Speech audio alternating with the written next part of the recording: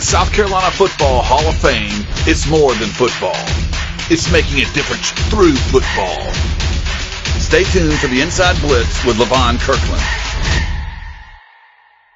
Hey, well, welcome back to Season 2 with the Inside Blitz with Levon Kirkland. Man, I'm so excited. We're back. Man, we made the cut. I mean, it was close. It was, well, I know. Yeah, we were both on the bubble, but we made the cut. Thank God. Well, I don't know if you were on the bubble, but I slid up under there, somehow made it back on. So thanks for having me back for Season 2. No question. So I didn't ask you to bring your playbook, because if I'd asked you to bring your playbook, you would have had to hit the road, but you're back. So congratulations. Well, you know what? I can't bring a playbook. I mean, I guess you know the kind of plays that I draw up are a little bit ganky. Is that what you're saying? Well, no, I'm saying if I say, hey, David, bring your playbook and come see Coach. Oh. That means you're in trouble.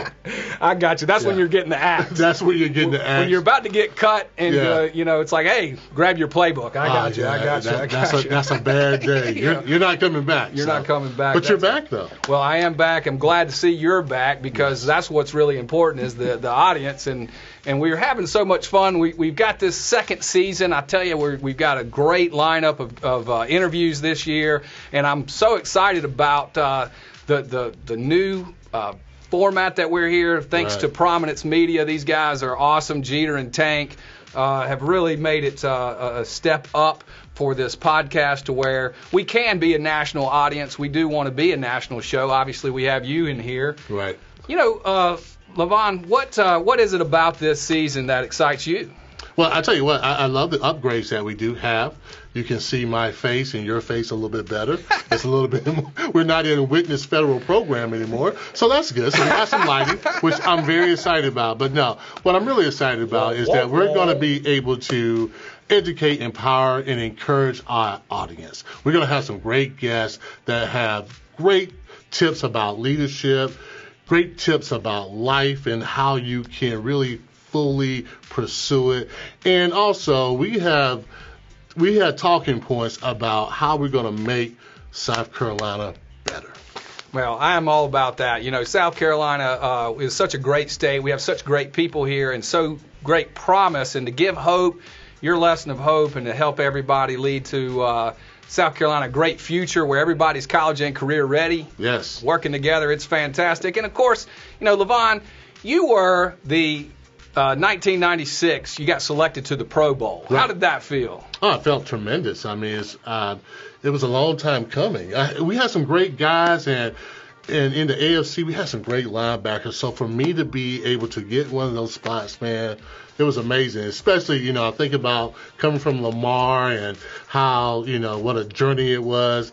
It was amazing. It really was. And then in 1997, you were invited back to the Pro Bowl. I was, because, you know, nobody really likes a one Pro Bowl. You got to make it. You got to at least be there twice in a row. So that was one of my goals. And you were what, 27 years old, 28 years old? 27, 27, 28. Yeah. And then, on top of that, you were the 1997 NFL Linebacker of the Year. Is that right? Oh, yeah. What does that mean? Well, it means a lot. It means that your peers and your colleagues and the coaches, they all respect you very much, and they really appreciate your work. And, you know, it was humbling for me. I was really happy that I got it. I couldn't believe I got it because you had guys like Ray Lewis and Junior Seau. I mean, it was tough getting to the Pro Bowl with those guys. But that year, I was the linebacker of the year, man. It was kind of cool. That's fantastic. And then you were also the 1990s All-Decade Team linebacker. Right. Yeah. Wow. That's pretty big. And then to come back and of course, you got into you went to Clemson for a while in the admin department, learned a lot about success there, and then got into coaching in high school, into college, and then into the pros. So you've really had a chance to see success at so many different levels. Well, you know, really the amazing thing was I got to see things in a different perspective. I really learned a lot at Clemson University, being in the admin department. It was wonderful. I worked with some great people. And then, I went on to coach. I coached high school. I coached at the grass level. But I coached a team that never had a team before. So we had to teach people how to run. I mean, literally how to run. Because most of those kids were running like this. And so I had to teach them how to run like this. And then, I go on to the college ranks and then get a shot at the NFL for 2 years. And that was quite the experience. So I've coached on every level, and I can't wait to coach some of our audience out there too. Yeah, it's awesome. So, season 2, we're excited. It's going to be bigger and better than last year, which was superb. And, Levon, you've obviously been through a lot of success, and we're going to have folks on this podcast that you're going to help find out what makes them successful, and so we can all hopefully rise up together. Oh, yeah, it's nothing better than a great story. And a lot of times you talk about football players, you talk about people and what they went through, the struggles, their life summary. It's amazing. And a lot of times you get so much from it. And I think our audience is going to get a lot from it, and I can't wait. And this year we've got the Mikey Football segment, and that's so awesome. Mikey's going to bring some information to you. He has got a wealth of knowledge. And without further ado, let's bring Mikey Football to you. Thanks, guys. This is Mikey Football. We have a player spotlight today for the Blanchard Rogers Trophy, and we're going to go down to Coastal Carolina on the surf turf. This weekend, game day came. They played BYU, a top 10 team, and they won. Coastal Carolina has moved to 10-0, but one of the leaders of that team is redshirt freshman Grayson McCall, who was third string going into the fall, and now is a Davey O'Brien semifinalist for the National Quarterback of the Year. Now, you may not know this, but he has thrown as many touchdown passes as Trevor Lawrence. Pretty impressive, huh? Well, that's Grayson McCall, but he's also on our Blanchard Rogers Trophy watch list. So keep an eye on Grayson McCall. He is the future of Coastal Carolina and this state. Man, looking forward to Season 2 of the Inside Blitz with Levon Kirkland. Back to you guys. Oh, man, Mikey, thank you so much for that report. That game was excellent. I watched that game. I mean, go Coastal. Great win for those guys. One guy I want to mention, though, is Grayson McCall. He's been playing splendid the whole year round, and I know he's going to be on our watch list. He's on our, I know it. That guy, Blanchard Rogers watch list for sure. What a great quarterback. And, Joe Moglia, I do want to give a nod to Joe Moglia. He's a former humanitarian of the year, and what a great leader he is. And so, hey, thanks so much for tuning in. Thank you, Mikey Football, for all the great knowledge that I know you're going to be bringing our guests all season long. So you're going to love this. We'll be right back to the Wyatt Law Studios. So stay tuned. This week's podcast is brought to you by Parham Smith and Archenhold. Hey, ladies and gentlemen, thank you so much for being back. We have an awesome guest today, the first Season 2 interviewee on the Curry PA guest line. This guy has had so much hype. We're so excited. It's exciting. I can't wait to talk to him. Ray McElrathbey. Hey, Ray. Welcome to the show, my friend. How y'all doing? I'm doing great. I heard a rumor about you. You want to know what the rumor is? What's the rumor? Can't believe everything you hear. That you have a movie about your life coming out pretty soon. Are the rumors true? As far as I know. Far as you know? It's the truth, so I guess it's more than a rumor. Wow, man, that is amazing. It really is. It talks about you and your brother and the story that you have and how you really stepped up to the plate to really raise your brother, to get him away from foster care, and you took care of him. We're going to get into that a little bit later, but I want you to talk about your Clemson story. Like, how did that develop, you going to Clemson University? Started with Coach Burns. Okay. Burton Burns was my recruiting coach at Clemson University at the time. He was the running backs coach. I was playing in Atlanta Public Schools here in Atlanta, and he came down, and we hit it off. it was a pretty good experience. But I wasn't offered a scholarship to Clemson until I attended, it was called the Bowden Bowl, but now it's the Sweeney Bowl. It changes its name with the head coach. But I went to the football camp at Clemson. Right. I was sponsored by my training group and a coach from Atlanta to come to the camp because I couldn't afford to do it just paying, because I think it was $270 for 3 days. I couldn't afford it coming from my background. But my trainer and the coach got together and they made a way for me to make it there. And at that particular camp, Rendrick Taylor was there. Rendrick was Clemson top recruit at the time. And they made us battle. And we went at it. But my team ended up winning the whole tournament and all. And so from that time, they offered me a scholarship. Now, the interesting thing about that also is that Billy Napier, who's the offensive coordinator at Clemson now, was a GA then. Mm-hmm. He was a grunt. He was the guy, but he was the guy that made me feel like Clemson was home. During the camp, they had us stand in the shoe boxes, which are infamous.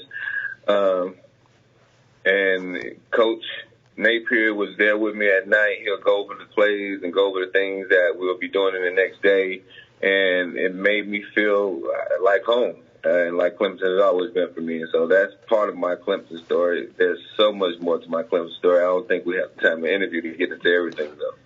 I feel the same way about Clemson myself, going there, not being highly recruited. And, now that I got my name on the stadium, man, it's an amazing place. So I understand how you feel about Clemson. But tell us a little bit more about the movie. He almost became a crier, too. I saw it. You know what? I didn't cry, though, because I didn't see strong man cries on the inside, not on the outside. That's what they tell me. But now tell us about safety. How did that come about? Who reached out to you to do this story about your life? We go way back. It happened in 06. 06, okay. Back when this came out. Todd Ellis, that's how it all started. Okay. His brother's name is Mark. His brother's Mark, though. You might be talking about Mark. Mark came to Clemson. They talked to me about the movie. And actually making a movie out of the whole situation. And it sounded crazy to me. And they told me then that, they was going to hook me up with a couple of guys. And we connected. We spoke. They said, we're going to pitch the story. That was back in 06. Mm-hmm. Now, I've been to 4 different studios with my story. Right. And they told me back then, the producer, a guy named Mark Chardy, said back then that it might not happen immediately. It could happen 10 years from now. It could happen 20 years from now. It could be, you never know with these things. Right. And here we are, but 12, 13, 14 years later, mm-hmm. and we're making a movie about it. But Disney picked it up about 2 years ago. And, me had done the contract 3 times already. Like, okay, Disney, okay, cool. They want an option to do my story. All right. And then I was living in Los Angeles. I was at work, and I got an email. I was working in a homeless outreach program called HOPIX. Right. And I'm a family outreach specialist. I'm at work. We hear the worst of people's stories all day long. Sure. And I got an email saying that they green lit the movie. Wow. Didn't that work? Like, it's just a random, not out of nowhere. And I couldn't help but cry. Like, I just sat there at work and cried. My coworkers thought, I had taken on too much that day. But no, I was happy. I was excited, and I just cried at work. And I guess that was the beginning of it all. Hey, well, speaking of the movie, why don't we check out the trailer from the Disney movie Safety?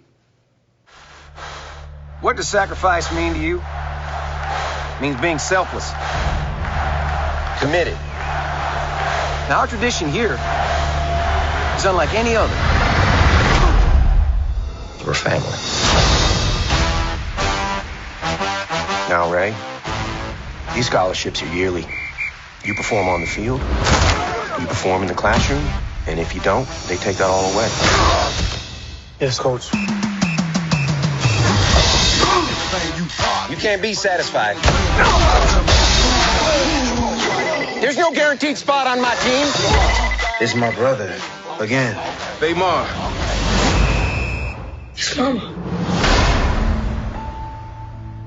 Ray, earlier this morning, I got her into a 30-day inpatient program. We'll be placing Famar in foster care. Can't I just have a family member watch me? It's cool. Should be getting back to school anyway. I'll be good.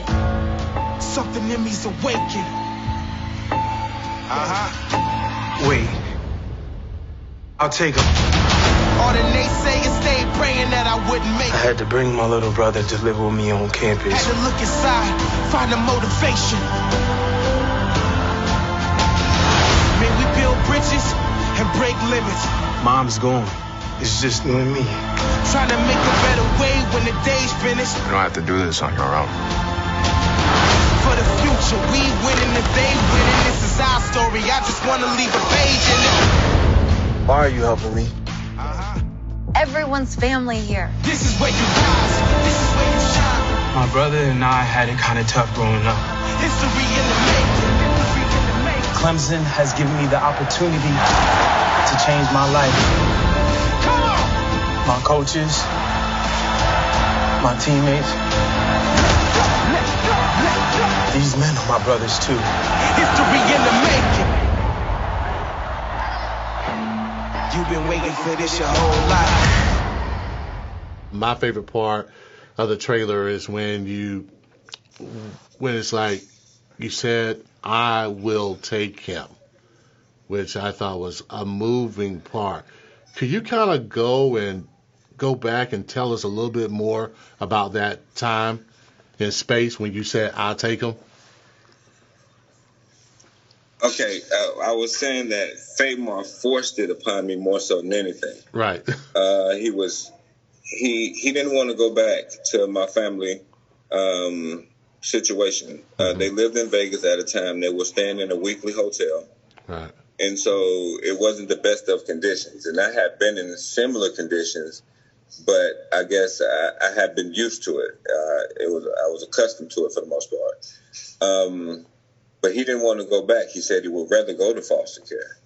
And that's what moved me to tell them I'll take him. Wow. But I had mentors at the time that I had one mentor, a gentleman named Tyrone Hill, who also went to Clemson. Mm-hmm. Yeah, I know Tyrone. He was he cussed me out because he had been there for me, and we had known each other for years, and he had knew my situation, knew my struggles, so he knew I was in no position to take on a kid. Right. And I was a student athlete, and I was still trying to learn that whole process. But the moment after he found out, he made me be a parent. If I was in town, he'll make me wake up and make my brother breakfast. He'll make me check on everything that he has to do as far as school as everything is concerned. He was there for me at every turn. And there was another gentleman named John Bell who also told me, like, hey, you can't do any worse. And it was like, go for it. And like, worst case scenario, he's still in a better situation than he's in. So that was it. That was enough for me because I didn't tell no one.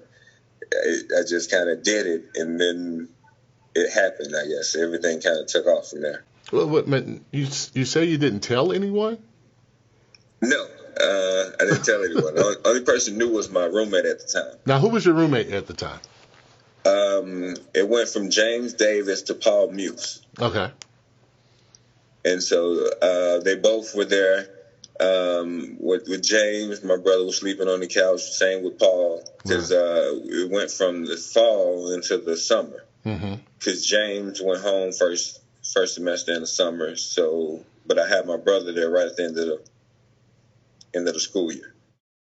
Were you just like saying, "Uh-oh," when everything came out? Were you like, "Oh my gosh, this could go really, really wrong"? Were you thinking that? At the time, because it went from my number was listed initially when they did the story. Right. And so I got a flurry of calls. Sure. Just about anything, random stuff. People want to help me, trying to do things for me, and at the same time, I'm a student athlete, so I can't accept anything. Mm-hmm. And so I think I had like 162 calls, and like the day the story dropped. Wow. Because they had just went to Clemson's website and got my phone number. And so that was crazy for me.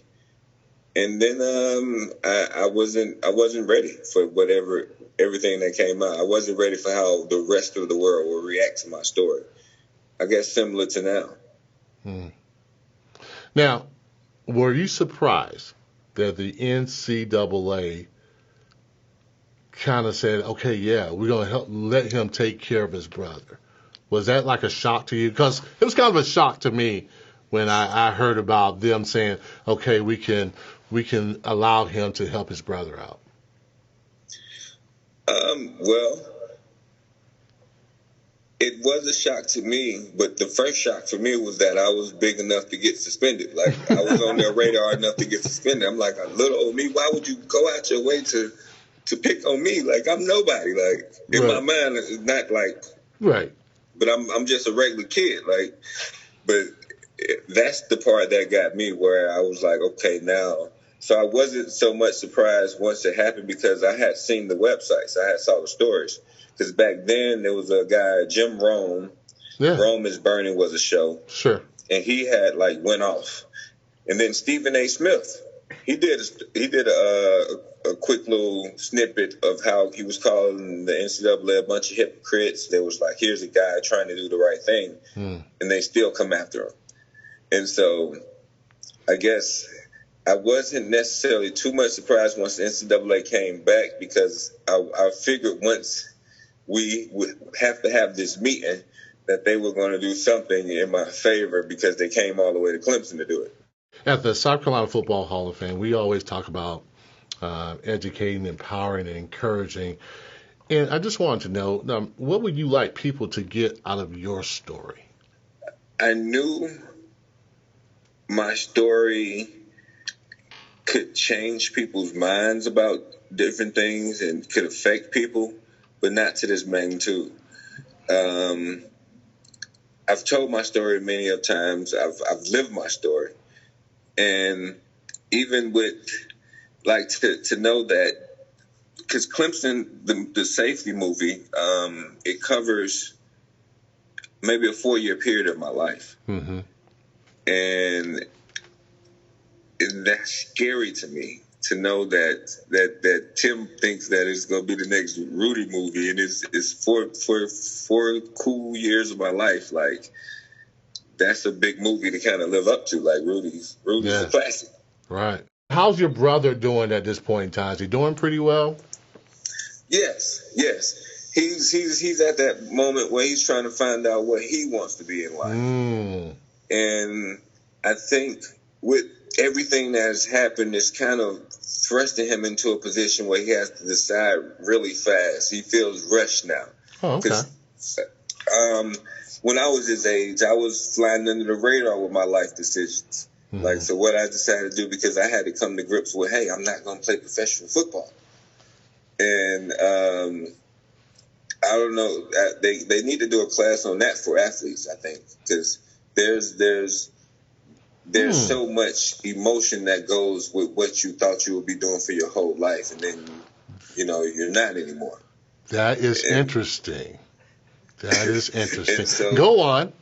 Tell us more. Right, but I know, see, you played in the NFL, and it doesn't just happen for NFL players. It happens for a bunch of college guys, because a lot of us spent our whole lives telling ourselves that what we were going to be when we grow up was a professional football player. Right. And no matter how many times you say your backup plan, if you're really convinced that you're going to play professional football, your backup plan is not really a plan. It's just what you say. It's kind of in the air. What you going to do when you're not playing football? It was like, oh yeah, I'm going to do I'm going to be a lawyer. I'm going to buy a house. I don't know. Well, I can't even remember what my backstory was for what I was going to do after I didn't play football. Because my story, I'm going to play football. I don't care who you're talking to. I'm going to play football. Sure. And because I think you got to have that mindset actually to make it, but a lot of us don't. And it's that kind of stuff that I think speaks more to life.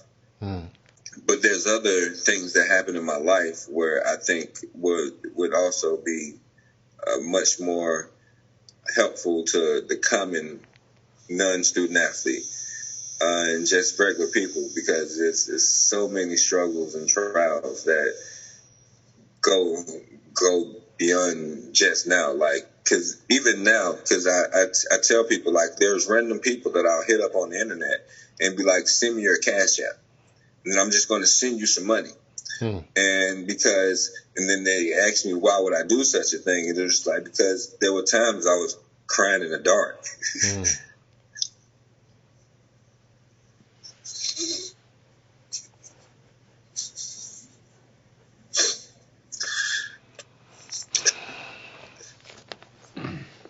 It's all good, brother. It's a beautiful thing to care.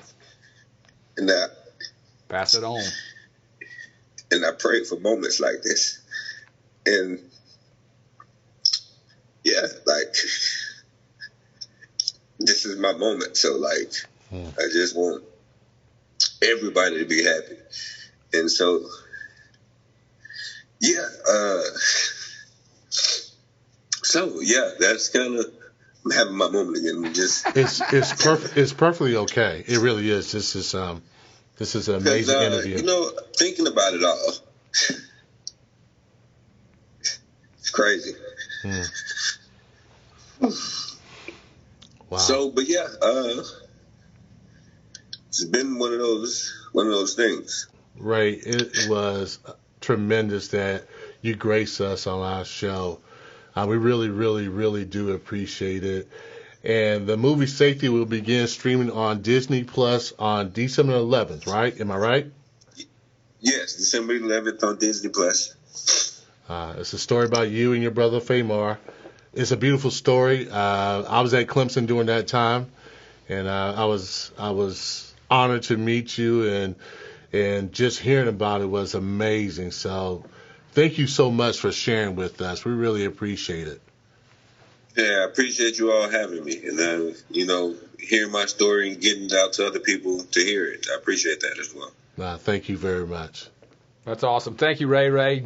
Ladies and gentlemen, what an incredible interview with a great man who's got a lot more to bring. He's a difference maker. He's a leader. He's someone who we're very proud of. We know you are too. So go check out, support the movie. We're the Inside Blitz with Levon Kirkland.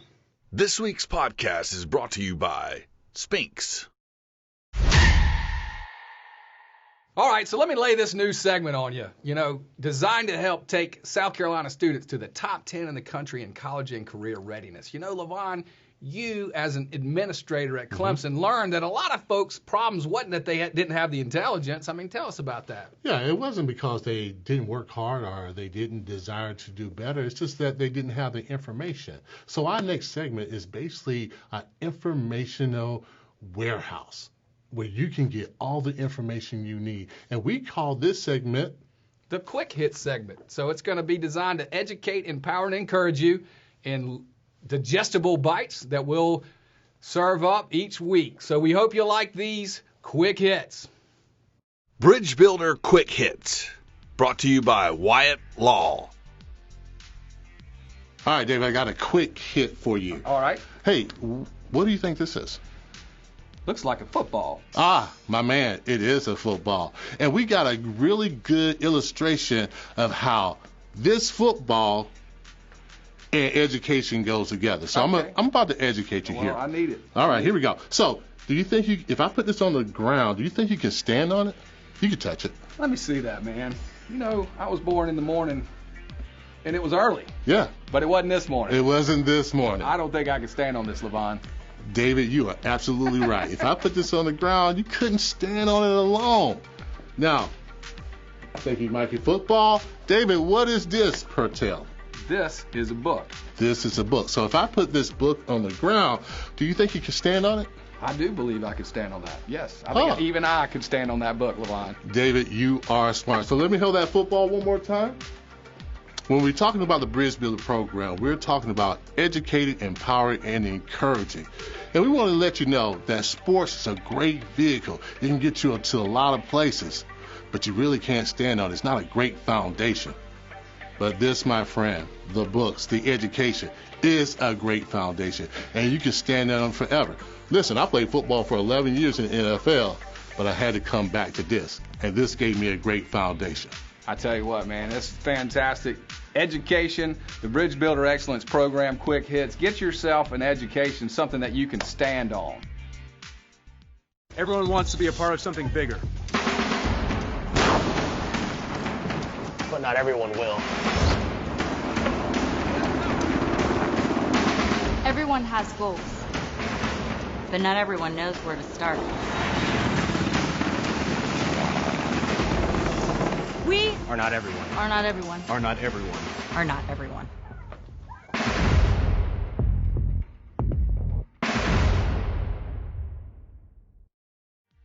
All right, a great foundation. Yeah, man, great foundation, man. This show is a great foundation. Wow, I tell you what, Ray McElrathbey. Yes. The movie's starting tomorrow. So, wow, what an amazing show. I'm so excited about this show. It's an amazing show because we're going to do something that's very unique. We're going to talk to people about their story, how it relates to other people, and I just can't wait to this season. I really can't. No doubt. So thanks for sticking in there with us. We hope that you will. We're going to reserve a spot for you next week. So, hey, have fun with us. Be a part of this show. Tell your friends about us. And tune in next week to the Inside Blitz with Levon Kirkland. I'm your co-host, David Wyatt, saying see you next week.